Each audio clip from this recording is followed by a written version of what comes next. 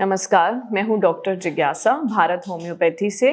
और आज इस वीडियो में हम बात करेंगे कि जो लोग IBS यानी कि इरिटेबल बाउल सिंड्रोम के पेशेंट्स होते हैं, उनको अक्सर ऑल्टरनेट कॉन्स्टिपेशन और डायरिया की प्रॉब्लम रहती है।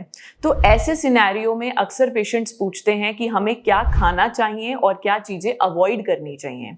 तो आज इस वीडियो के थ्रू मैं आपको IBS की डाइट के रिगार्डिंग जितनी भी क्वेरीज हैं वो सॉल्व हो जाएंगी, और उसके साथ साथ यदि आप ये डाइट फॉलो करते हैं तो IBS के सिम्टम्स को मैनेज करना आसान हो जाएगा।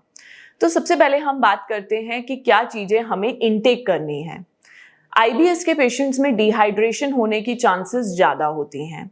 तो ऐसे केसेस में अगर हम सिट्रस फ्रूट्स लेते हैं, फ्रूट जूसेस लेते हैं और खूब सारा पानी पीते हैं, हाइड्रेटेड रहते हैं, अगर डायरिया है तो कम से कम 8 से 9 ग्लास पानी पीना बहुत ज़रूरी है।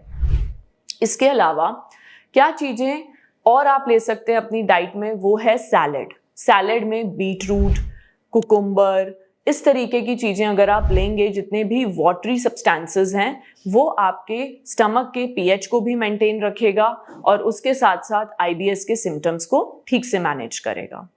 जितने भी फ्रूट्स, ग्रीन लीफी वेजिटेबल्स और सैलेड में यूज़ होती हैं जो चीज़ें, टोमेटोज एंड ऑल, वो अगर आप खाते हैं तो बहुत ईजिली आप डायरिया और कॉन्स्टिपेशन जैसी समस्याओं से लड़ सकते हैं।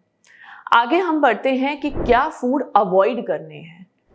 हम सबको पता है कि कुछ ऐसी चीज़ें होती हैं, कैफिनेटेड ड्रिंक्स या फिर कुछ ऐसी सॉफ्ट ड्रिंक्स होती हैं जो पेशेंट को अवॉइड करनी चाहिए, खासकर अगर वो IBS का मरीज़ है। T, coffee, cold drinks, carbonated drinks, alcoholic beverages और स्मोकिंग, ये सब के लिए कंप्लीट एब्स्टिनेंस है।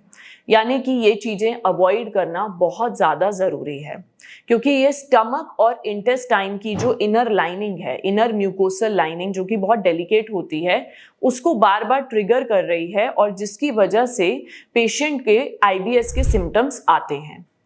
तो मैं आशा करती हूँ इस वीडियो के थ्रू आपको क्लियर हो गया हो कि क्या चीज़ें आप खा सकते हैं और क्या चीज़ें आपको अवॉइड करनी है टू मैनेज IBS वेल।